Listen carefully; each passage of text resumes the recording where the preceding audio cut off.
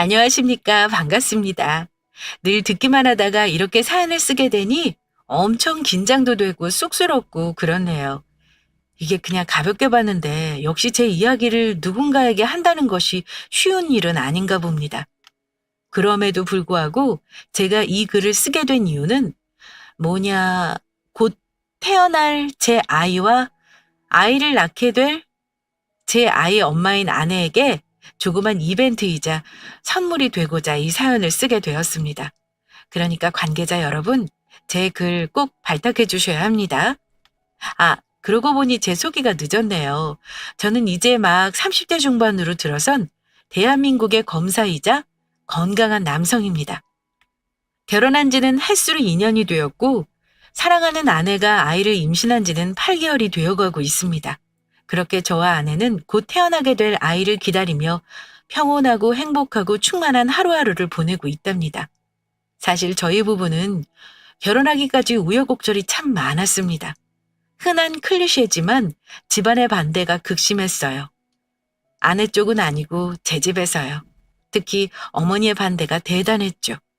티를 내지 않고 아무렇지 않은 척하지만 아마 제 아내는 그 과정을 겪으며 자존심도 많이 상하고 상처도 크고 깊게 받았을 겁니다. 그런 아내를 생각하면 제가 더 잘해야지 하는 생각이 가득합니다. 그럼 저희가 어떤 우여곡절 끝에 사랑의 결실을 맺게 되었는지 지금부터 사연을 시작하도록 하겠습니다. 여러분은 진실된 사랑을 믿으시나요? 어떠한 고난과 역경이 오더라도 반드시 지켜내고 싶은 사람. 그 사람을 위해서라면 어떠한 것도 포기할 수 있고 그것이 희생이 아니라 당연한 것이라는 생각이 들게 되는 그런 사랑이요. 저는 제 아내를 만나고 그런 사랑이 있다는 것을 믿게 되었습니다. 그리고 제가 이렇게까지 관계에 대한 확신이 들기까진 당연히 아내가 내게 보여준 사랑과 믿음 그리고 희생이 있었기 때문이겠죠. 제가 아내를 처음 만난 건 대학 시절 캠퍼스 안 날씨가 흐드러지게 좋았던 어느 여름날이었습니다. 방학이었고 처음 대학에 입학할 때부터 로스쿨 진학이 목표였던 저는 그날도 학교 도서관에서 열심히 썩어가고 있었습니다. 그런데 그날따라 정말 공부가 하기 싫더군요. 하늘은 너무 푸르고 나무는 울창하고 상당한 계획형 인간이었던 저는 오늘 정해둔 목표치의 공부를 해야만 했습니다. 하지만 그날따라 왜인지 그러고 싶지 않더군요. 그래, 잠시 쉬면서 머리를 식히고 그 후 조금 더 속도를 올려보자는 생각을 하게 되었습니다. 그 당시 제가 다니던 학교는 캠퍼스가 상당히 큰 편이었는데 여기 한 바퀴를 돌면 기분 전환도 되고 굳은 머리도 좀 풀릴 것 같더군요. 게다가 운동이 필요하기도 했고요. 그 순간에도 저는 머릿속으로 계산을 했죠. 대략 길게 잡아 1시간 동안 산책 후 따로 빼놓은 식사 시간을 없애면 되겠다 싶더군요. 저는 그렇게 계획을 잡고 도서관을 나섰습니다. 식사를 대체할 칼로리가 높은 음료를 한 잔 시켜들고 산책길에 나섰습니다. 푸른색의 나무도 보고 높고 청아한 하늘도 보고 맑은 공기도 들이마시고 오랜만에 여유를 만끽하며 걷고 있을 때였습니다. 무심코 고개를 돌린 곳에 그녀가 있었어요. 벤치에 앉아 책을 읽고 있는 여자였는데 무척 소박한 옷차림에 화장기 없는 얼굴로 굵은 책에 집중하고 있더군요. 흘러내린 머리카락을 귀 뒤로 꽂아 넣으면서요. 전 순간 정말 홀린 듯이 그녀가 앉은 벤치 끝에 멀찌감히 앉았습니다. 부지런히 걸어야 목표한 시간에 다시 도서관에 도착할 수 있었지만 제 머릿속엔 이미 미리 짜놓은 계획 따윈 사라진 후였죠. 저는 최대한 자연스럽게 앉아 힐끔힐끔 그녀를 관찰했습니다. 그녀는 제가 옆에 앉은지도 모르고 책에 몰두해 있었습니다. 대체 무슨 책이길래 저렇게 집중한 걸까 갑자기 궁금해지더군요. 사실 지금 생각해보면 그냥 제 시선을 단숨에 사로잡은 그녀가 너무도 궁금했던 거겠죠. 하여튼 그녀가 넘기는 책을 유심히 보던 저는 푹 하고 웃음을 터뜨리고 말았습니다. 만화책이었어요. 만화책을 그렇게 진지한 모습으로 보고 있다니 엉뚱한 그녀의 모습이 저의 호기심을 자극했습니다. 꽤 크게 웃었는데 그녀는 그 웃음도 듣지 못한 듯 심각한 얼굴로 책의 다음 페이지를 넘겼습니다. 그런데 갑자기 엥 하고 날아든 모기가 그녀의 하얀 팔에 앉았습니다. 그리고는 만나게 피를 쪽쪽 빨더군요. 순간 따가움을 느낀 건지 찰싹 제 팔을 때리더군요. 그리곤 그 팔 부위를 벅벅 긁어대기 시작했습니다. 아, 세상에. 전 그런 그녀가 귀여워 보이기 시작했습니다. 진지한 얼굴로 대학 벤치에 앉아 만화책을 보다가 모기에 물려 팔을 긁어대는 여자라니. 지금 다시 생각해도 너무 매력적이라 심장이 두근두근 뜁니다. 그때 저도 그랬어요. 저도 이해할 수 없었는데 순간 팔을 긁는 그녀의 등 뒤로 밝은 후광이 비치더군요. 마치 세상의 모든 빛이 그녀에게 몰려 뒤에 후광을 만들어주는 듯 했죠. 맞아요. 그냥 전 한눈에 그녀에게 반한 거예요. 반해서 그녀의 모든 행동이 다 예뻐 보였던 거죠. 게다가 운명이란 게 그런 걸까요? 때마침 제 바지 주머니엔 벌레에 물렸을 때 바르는 연고까지 있었습니다. 이를 운명이 아니라면 뭐라고 표현할 수 있을까요? 저는 용기를 내 그녀에게 불쑥 연고를 내밀었습니다. 팔을 긁던 그녀가 드디어 만화책에서 눈을 떼어내 저를 쳐다봤어요.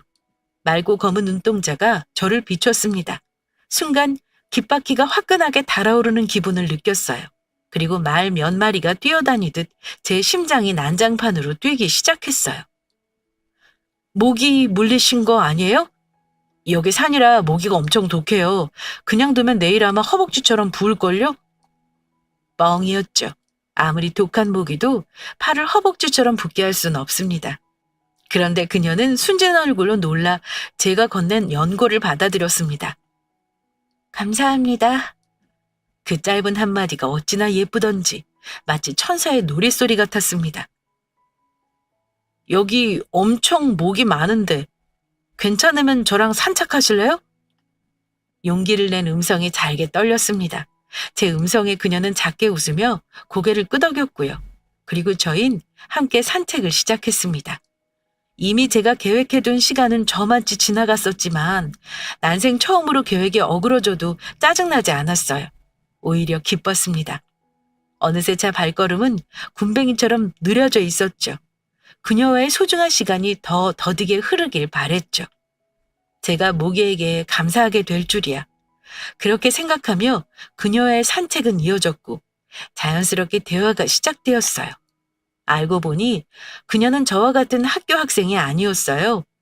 집안 사정이 어려워 고등학교만 졸업하고 지금은 취업해서 회사에 다니고 있다고 하더군요. 부유한 집에서 자라서 모자란 것 없이 산 전 그런 그녀가 대단하다고 생각했어요. 같은 나이인데 그런 선택을 할 수 있다는 게 존경스럽기도 했고요. 넓기만 하던 학교는 왜 이리 좁은지 그녀와의 산책은 그렇게 끝이 났습니다. 그녀는 아프신 어머니 약과 식사를 챙기러 들어가 봐야 한다고 하더군요. 전 용기를 내 연락처를 물어봤고 그녀는 제 용기에 응답하듯 연락처를 줬어요. 전 아쉬운 마음으로 그녀를 보냈습니다. 저희는 밤새 연락을 주고받았고 몇 번의 만남을 더 가진 후 연애를 시작하게 되었습니다. 연애 후 자연스럽게 알게 된 그녀의 사정은 더 안 좋았어요. 아버지는 일찍 여위였고 어머니와 단둘이 가난하게 살다가 얼마 전 어머니가 대장암 판정을 받고 병원에 계시다고 하더군요. 어려운 집안 형편에 변변히 들어놓은 보험도 없어서 그 병원비를 그녀가 다 감당하고 있었어요. 당연히 회사에서 받은 월급으론 모자라 저녁엔 커피숍에서 아르바이트도 하고 있더라고요. 저와 처음 만난 그날은 회사 외근으로 학교에 왔다가 시간이 남아 정말 간만에 여유를 즐기고 있었던 거고요. 만약 그녀가 외근 후 바로 돌아갔다면 우린 만날 수가 없을 뻔한 거예요. 정말 눈앞이 아찔하더군요. 어쨌든 이런 환경에도 그녀는 참 씩씩했어요. 정말 밝고 긍정적이어서 늘 부정적이고 시니컬한 저를 많이도 부끄럽게 만들었습니다. 정말 배울 것이 많은 여자였죠. 전 그런 그녀가 너무 대견하고 자랑스러웠습니다. 그런데 문제가 있었어요. 항상 바쁜 그녀 덕분에 데이트가 원활하지 않았거든요. 그래서 전 좋은 방안을 마련했어요. 저녁이면 그녀가 일하는 커피숍에서 공부를 시작한 거죠. 그렇게 저희는 정말 예쁜 연애를 이어갔습니다. 그녀와 보내는 하루하루가 너무 행복했고요. 그러던 어느 날, 안 그래도 노곤한 그녀의 인생에 커다란 시련이 닥치고 말았습니다. 긴 투병 생활을 하시던 어머니가 끝내 돌아가시고 만 거예요.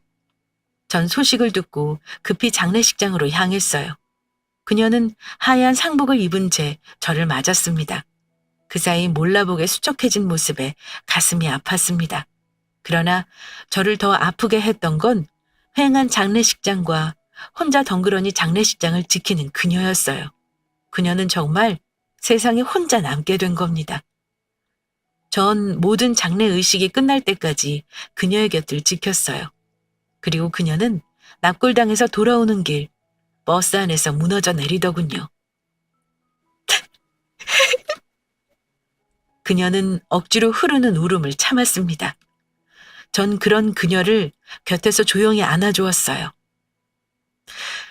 울어, 정화야. 울어도 돼. 내 앞에선 그래도 돼. 그제야 정화는 제 품에 안겨 엉엉 아이처럼 소리내 울었습니다. 전 마음이 찢어졌습니다. 당장 대학생인 제가 그녀에게 해줄 수 있는 게 없다는 것에 좌절했죠.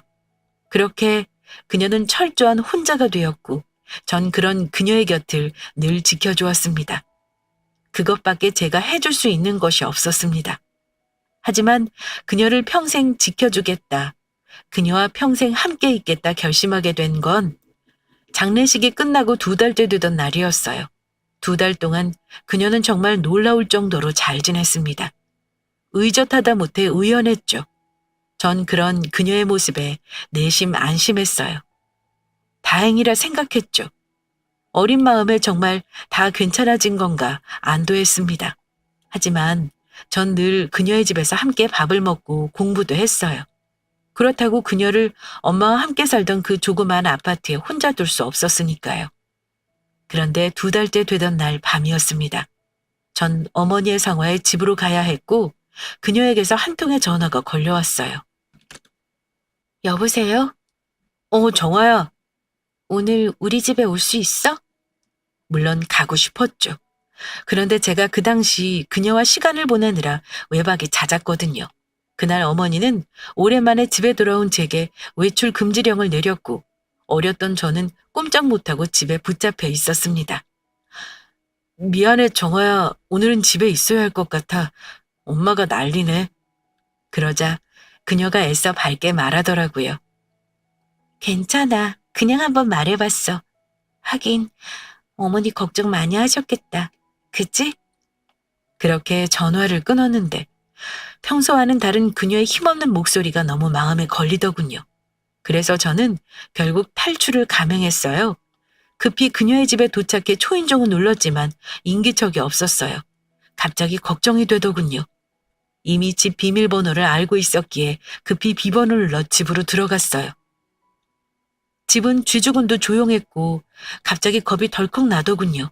혹시 그녀가 안 좋은 선택이라도 했으면 어쩌지 걱정하며 황급히 그녀의 방으로 들어갔어요. 그런데 그녀는 곤히 잠들어 있었어요. 품에 커다란 액자를 안고요. 전 조심히 액자를 빼냈어요. 사진 속 중년 여성의 본 저의 가슴은 미어지고 말았습니다. 정화 어머니의 영정사진이었습니다. 순간 저는 울컥했습니다. 그리곤 지금까지 의젓했던 그녀가 사실은 버티고 있었다는 사실을 깨달았어요. 그것도 모르고 정말 그녀가 괜찮아진 줄 알고 안심했던 제가 바보처럼 느껴졌죠. 자고 있는 천사 같은 얼굴을 보자 미안함과 함께 눈시울이 붉어졌어요. 그때였어요. 잠에서 깨어난 그녀가 절 쳐다보더군요. 창희야, 못 온다더니 언제 왔어? 전 그녀의 앞에서 눈물을 보이고 싶지 않아 황급히 화장실로 뛰어들어갔고 한참을 울고야 눈물을 그칠 수 있었습니다. 전 화장실을 나가 그녀를 품에 꽉 안았습니다. 창희야, 왜 그래? 당황해하는 그녀를 향해 전 말했어요. 내가 평생 너 지켜줄 거야. 절대 너 혼자 울게 안 할 거야. 그건 저의 맹세였어요. 무슨 일이 있어도 이 여자는 내가 지켜야겠다 결심했죠. 그리고 한참이나 제가 들어가 있던 화장실에 가변기에 산처럼 쌓인 휴지를 본 그녀는 웃음과 함께 눈물을 쏟아냈습니다. 제가 화장실에 틀어박혀 울었다는 사실을 안 거죠. 야, 류창이, 너 울었어? 여기서?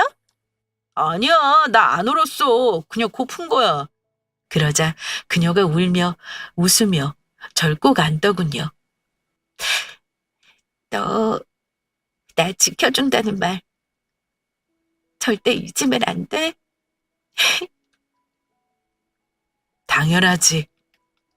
그러나 그 결심이 무색하게 전 나라를 지키러 가야 하는 신세가 되었습니다. 젠장. 이병 통지서가 온 거예요. 어차피 누구나 가야 하는 군대였고 언젠간 갈 걸 알고 있었지만 어머니를 잃은 지 얼마 되지 않은 그녀와 2년을 떨어져 있을 생각을 하니 눈앞이 깜깜하더군요. 제 생각은 복잡했습니다. 정말 나 없이 2년 동안 괜찮겠어? 그리 묻자 그녀가 웃으며 그러더군요. 당연하지. 나 씩씩한 거 몰라? 알지.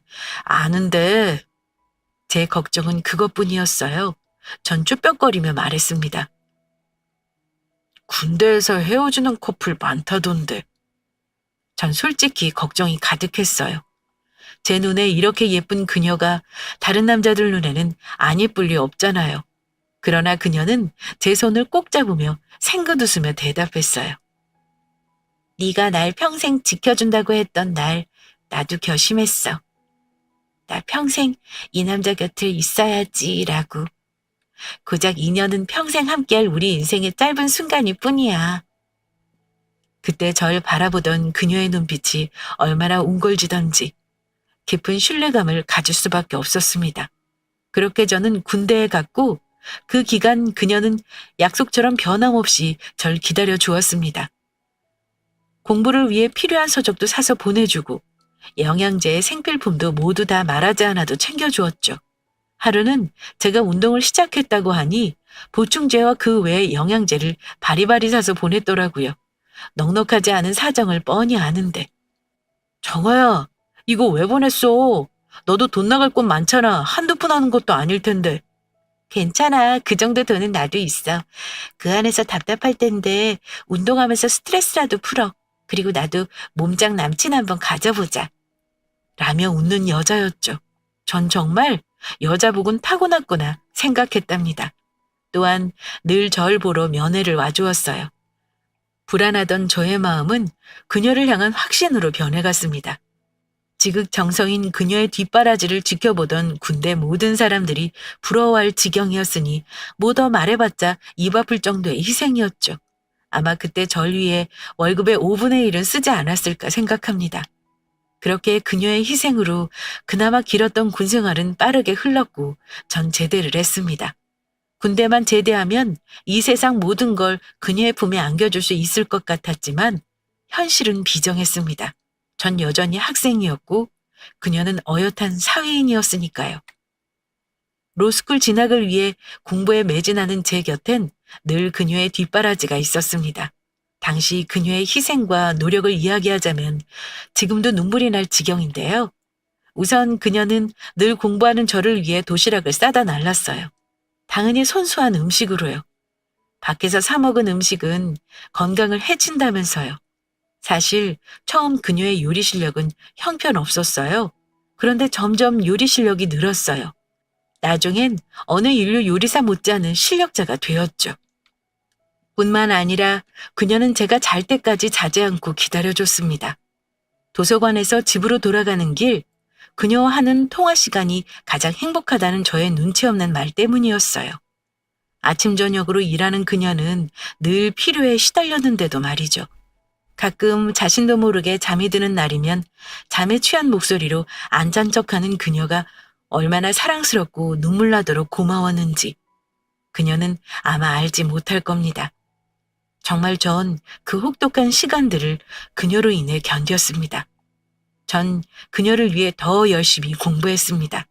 제가 그녀의 희생에 보답하는 방법은 오직 그것뿐이었으니까요. 전 생각했습니다. 부모 말고 이런 무조건적인 사랑을 주는 사람이 또 있을까? 나, 이 여자를 위해 목숨도 바칠 것이다. 라고요. 저희의 사랑은 그렇게 굳건해지고 단단해졌습니다.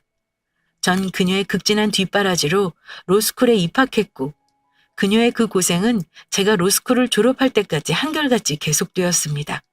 전 그런 그녀에게 힘을 얻어 좋은 성적을 유지했으며 곧 검사 임용 시험에 합격했습니다. 그리고 그 사실을 그녀에게 가장 먼저 전했습니다. 정아야, 나 합격했어. 정말? 자기야, 축하해.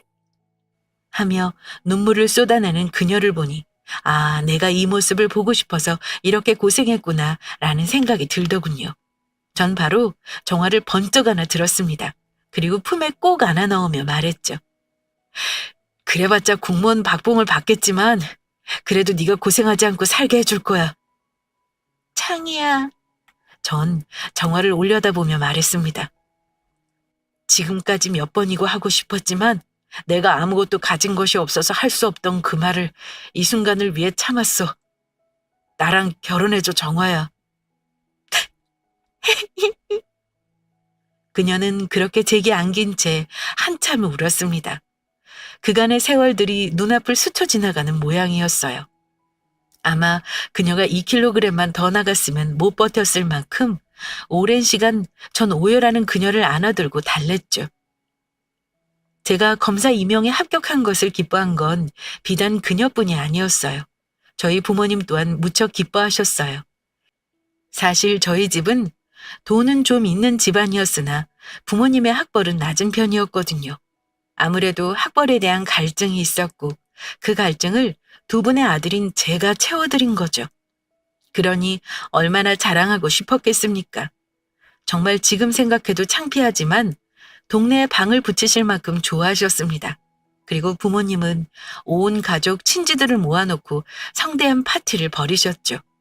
허울은 제 축하 파티였으나 실상은 부모님이 아들을 얼마나 잘 키워놓았는지 그래서 이 아이가 어떻게 되었는지 자랑하고 으스대는 자리였습니다.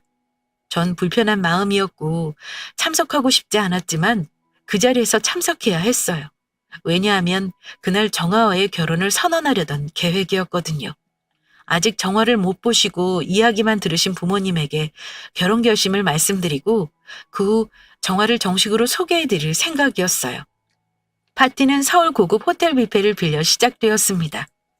나쁘끄런 방이 여기저기 붙어있고 저희 부모님은 어느 날보다 더 멋지게 빼어있고 자리에 참석하셨습니다. 그리고 전 어머니가 사주신 양복을 껴입고 그 자리에 나타났죠. 친지들만 모인다고 했던 자리였는데 낯선 얼굴들이 많이 보였습니다. 아무래도 아버지 사업 관련 인사들도 자리에 참석한 모양이었어요. 저는 불편한 마음으로 구석에 서 있었습니다. 그때 부모님이 단상 위로 올라가셨어요. 안녕하세요. 저는 이제 곧 검사가 될 류창희의 어머니 되는 사람입니다. 이렇게 자리해 주셔서 감사합니다. 이렇게 유난을 떨 일인가 싶었지만 얼마나 좋으면 그러실까 하며 전 부끄러움을 참고 있었습니다. 그리고 절 끝내 단상 위로 부르셨죠. 전 어버버하며 인사했고 짧은 인사 후 자리에서 내려왔습니다. 어느새 맺힌 식은땀을 닦으며 샴페인을 집어들었습니다. 그런데 그때 무척 고급스럽게 차려입은 젊은 여자가 절 향해 방긋 웃더군요. 좀 힘드셨겠어요? 전 갑자기 말을 거는 낯선 여자에게 경계심을 느끼며 짧게 대답했습니다. 아, 네. 그러자 그 여자가 제게 한 발짝 다가서며 말하더군요. 이야기 많이 들었어요. 사진보다 실물이 더 잘생기셨네요. 사진? 이야기? 이게 다 무슨 소린가 싶어 전 여자의 얼굴을 유심히 살폈습니다. 혹시 나라는 사람인가? 하지만 여자의 얼굴은 낯설기만 했죠. 절 아세요? 제가 그리 묻자 여자가 픽 웃으며 대답하더군요.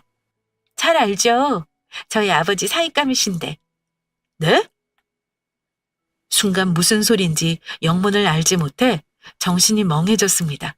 그때였습니다. 어머니와 아버지 그리고 낯선 중년 남성이 제게 다가오더군요.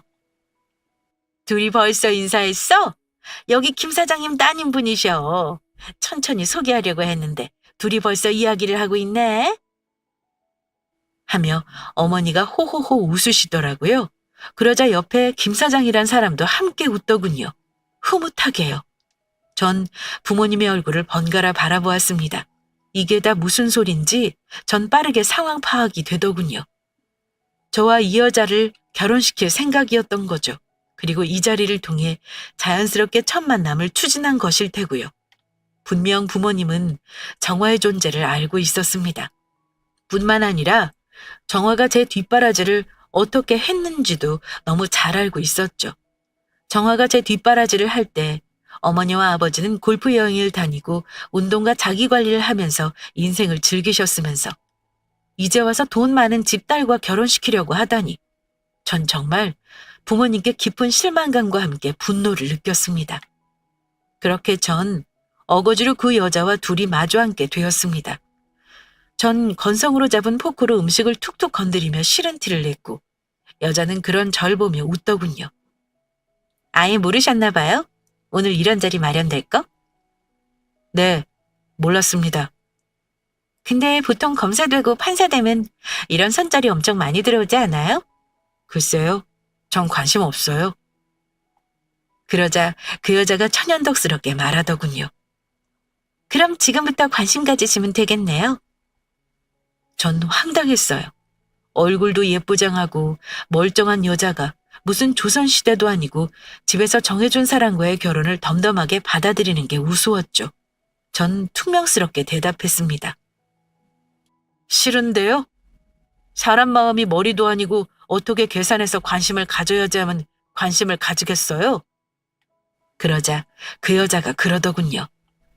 어차피 피차 집에서 정해준 사람과 결혼하는 게 편하지 않아요? 그리 묻는데 말문이 막혔습니다. 그리고 전 단호하게 말했죠. 아니요. 편하지 않고요. 전 결혼하고 싶은 여자가 있습니다. 10년 사귀었고 그 여자랑 결혼하고 싶어요. 그러니까 그쪽 집에 가서 이 결혼 못하겠다고 말씀해 주세요. 그렇게 말한 후 대답도 듣지 않고 자리에서 일어섰습니다. 그 여자에겐 신뢰되는 행동일지 모르겠지만 그렇게 확실히 말해두는 게 피차 좋을 것 같다는 생각에서였어요. 그리고 전 집으로 돌아와 부모님을 앉혀놓고 진지하게 말했죠. 저 정화랑 결혼할 겁니다. 그러자 어머니가 인상을 마구 구기시며 말씀하시더군요. 뭐? 너 미쳤어? 제가 왜 미쳐요? 10년 동안 제 뒷바라지 해준 여자예요. 결혼하는 게 당연한 거 아니에요? 예, 창이야. 너 정신 차려. 걔 고졸의 고아야. 네 앞길에 전혀 도움이 안 된다고. 너 그저 그런 검사 나부랭이 하다가 말 거야? 이왕 검사 되었으면 큰일을 해야지. 그러려면 뒷배가 얼마나 중요한지 알아? 뒷배에 있어야 하는 큰일은 하고 싶은 생각도 없고요. 은혜도 모르는 쓰레기 같은 놈 되면서까지 출세할 생각도 없어요. 두 분, 정화가 제게 어떻게 한지 아시면서 어떻게 제게 다른 여자랑 결혼하는 뭐 소리를 하세요? 네? 그러자 어머니가 입에 개거품을 무시며 넘어가시더군요. 아버지는 말없이 그런 어머니를 부축하셨고요. 전 그런 부모님을 보며 쐐기를 박았습니다. 전 정화 아니면 결혼 같은 거 할 생각도 없으니까 그렇게 아세요. 두 분 정말 실망입니다. 그러자 어머니가 충격 먹은 듯한 얼굴로 절 보시더니 절 살살 달래시더군요. 창이야, 일단 몇 번 데이트만 해봐. 그래도 싫다고면 엄마가 더 말 안 할게. 응? 해볼 필요도 없어요. 그러니까 제발 절 그냥 두세요. 그러자 어머니가 단호한 음성과 그런 표정으로 제게 말씀하시더군요. 내일 윤진 양이랑 약속 잡아놨으니까 그렇게 알아. 1시에 청담동이야. 무조건 나가. 정말 억압적인 음성이었고 전 듣고 싶지도 따르고 싶지도 않았습니다. 그렇게 전 대답도 없이 자리를 박차고 나와 제 방으로 들어갔습니다. 정말 울분이 터지고 화가 나더군요. 혼자 씩씩거리고 있는데 핸드폰이 울렸습니다. 정화였어요. 오늘 잘했어? 별다른 일은 없었고? 그리 묻는 정화에겐 전 절대 오늘 있었던 일을 사실대로 말할 수 없었습니다. 그래서 천연덕스럽게 그녀에게 처음으로 거짓말을 했습니다. 그냥 어른들 파티였지 뭐야. 우리 내일 여행 갈까? 나 시험도 끝나고 이제 시간도 널널한데 내일 또 때마침 주말이잖아. 어때? 그렇게 저희는 여행을 떠났습니다. 역시 다시 보아도 제게는 정화밖에 없다는 것을 확인하는 시간이었어요. 정말 그녀가 웃는 얼굴에 세상이 밝아지고 더 웃게 해주고 싶고 정말 이게 운명의 짝꿍이구나 라는 생각이 들었어요. 저희는 짧은 1박 2일 여행을 마치고 집으로 돌아왔어요. 그리고 제가 집 현관으로 들어서자마자 어머니의 고성이 날아들었습니다. 너 윤진 양이랑 약속도 안 가고 어딜 다녀와? 제가 그랬죠. 안 간다고 했잖아요. 저 정화랑 여행 다녀왔어요. 올해 안에 정화랑 결혼하고 싶어요. 어머니가 생각 바꾸셔야 해요. 전 무조건 정화랑 결혼할 거니까요. 그딴 애랑 무슨 결혼이야. 내일로 다시 약속 잡아놨으니까 당장 나가. 어머니는 쉽게 물러설 생각이 아닌 모양이었습니다. 너 안 나가면 나 죽을 거니까 그렇게 알아. 정말이야? 엄마 죽는 걸 보고 싶어서 이래? 무조건 절 그 선자리에 내보내야 직성이 풀려 보이더군요. 그래, 전 결심했습니다. 정화를 위해서라도 이 일은 내가 깔끔하게 마무리 지어야겠다라고 결심하게 되었죠. 알겠어요. 내일 몇 시인데요? 전 못 이기는 척 대답했고 그제야 어머니의 얼굴에 흡족한 미소가 달리더군요. 전 다음 날 선자리에 나갔습니다. 정말 예쁘고 잘생긴 친구 한 명을 미리 섭외했고요. 그 자리엔 윤진이라는 파티 때 본 여자가 나와 있었습니다.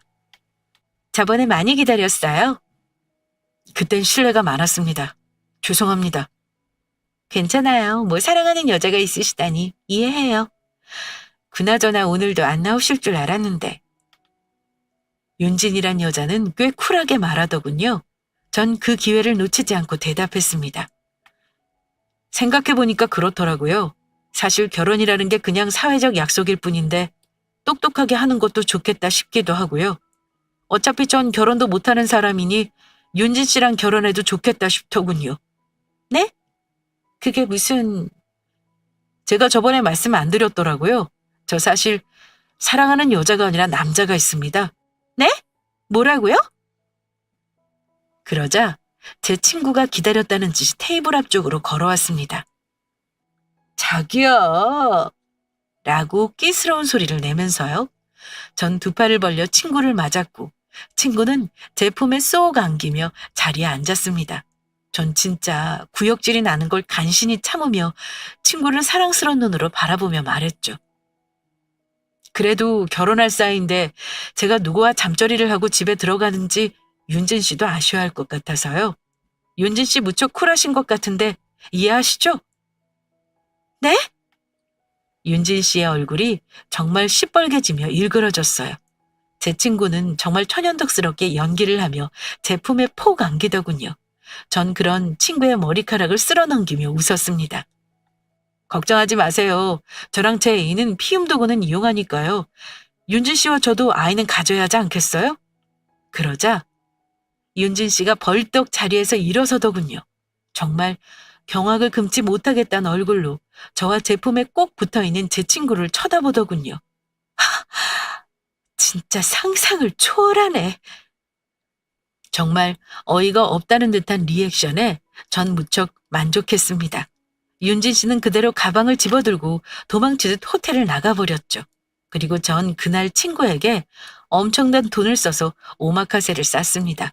둘 다 먹으면서도 아까 일을 생각하며 헛구역질을 했죠. 그렇게 제 계획은 성공적으로 돌아갔습니다. 그리고 전 어머니가 제가 이쯤 하면 포기할 거라고 생각했죠. 하지만 아니었어요. 사실 전 어머니를 믿었어요. 그래도 내 어머니이니까 절대로 선을 넘는 짓은 하지 않을 거라고요. 그런데 그 선을 넘는 짓을 어머니가 하시고 말아요. 그것도 가장 교양 없고 클리셰 범벅인 방법으로요. 제가 도서관에서 책을 보고 있을 때였습니다. 정화에게서 전화가 걸려오더군요. 전 서둘러 밖으로 뛰어나가 전화를 받았습니다. 정화야. 자기야, 어머니가 전화 오셨어. 뭐? 엄마가? 순간 불안한 기분이 엄습하더군요. 전 놀라 물었고 정화는 갑작스런 어머니의 만남 제안에 놀란 듯 했지만 무척 들뜬 목소리였습니다. 응, 지금 가고 있어. 자기한테 말하지 말라고 하셨는데 그래도 말은 해야 할 것 같아서 지금 어머니 기다리고 있어. 나 지금 엄청 긴장돼. 갑자기 뒤통수로 피가 확 솟구치는 걸 느꼈습니다. 전 다급히 물었습니다. 어디서? 너 어딘데? 여기 저번에 자기 파티했던 그 호텔 1층 커피숍이야. 어, 저기 어머니 오신다. 사랑의 창이야? 끊어? 그렇게 전화는 끊겼습니다. 그 호텔이라면 다행히 제가 있던 곳에서 그리 멀리 떨어진 곳이 아니었죠. 전 당장 택시를 잡아 타고 그 호텔로 향했습니다. 기사님 빨리 가주세요. 빨리 부탁드립니다. 그렇게 10분 남짓 만에 도착했고 전 커피숍으로 뛰어들어갔습니다. 그런데 두 사람은 이미 마주 앉아 있었고 테이블 위엔 흰 봉투가 놓여 있었죠. 전 얼른 뒷좌석으로 가서 깊숙이 앉아 몸을 숨겼습니다. 어머니가 대체 뭐라고 하는지 들어야 뭐라고 할 수라도 있을 테니까요. 그리고 곧 두 사람의 대화가 들렸어요. 정아 씨도 염치가 있으면 알겠지? 지금 정아 씨가 우리 창희를 위해서 물러나줘야 할 때라는 거. 사실 정아 씨 학벌에. 하더니 픽 웃더군요. 전 어머니의 교양 없는 모습에 황당했고요. 그런데 어머님의 이어진 말이 절 정말 화나게 하더군요. 사실 정아 씨 코하잖아. 이런저런 조건 다 따져봐도 우리 창희 욕심나는 건 좀 아니지 않아? 이 돈은 헤어지라는 압박은 아니야. 헤어지는 건 당연한 인간의 도리인 거고. 이건 그간 정아 씨가 우리 창희 뒷바라지하느라 고생한 값. 그 정도 예의는 내가 또 있거든. 어머니의 음성에도 정아는 아무런 말도 없었어요. 그녀가 울고 있으면 어쩌지 하는 생각에 울컥했어요. 그리고 전 몸을 숨긴 저를 원망했죠. 그냥 어머니가 저 말을 해서 정화에게 상처 주기 전에 두 사람의 대화를 막았어야 했는데 지금이라도 말려야겠다는 생각에 몸을 일으키려 할 때였습니다. 생각보다 돈이 적어요. 정화의 당찬 목소리가 들려왔습니다. 뭐? 3억이 적어? 네, 적어요. 그렇지 않아요? 어머님은 창의 가격이 3억이라고 생각하시는 거예요? 전 아니에요. 전 한 300억쯤은 받아야 헤어질지 말지 고민해 볼 것 같아서요. 300억 준비되면 그때 다시 전화 주세요. 정말 내 여자 아니랄까 봐. 정말 대단히 시원하게 어머니에게 한 방 먹이더군요. 어머니는 정말 이게 라는 말만 더듬더듬 되풀이할 뿐 말문이 막히신 건지 대꾸도 못하시더라고요. 제가 괜한 걱정을 했더라고요.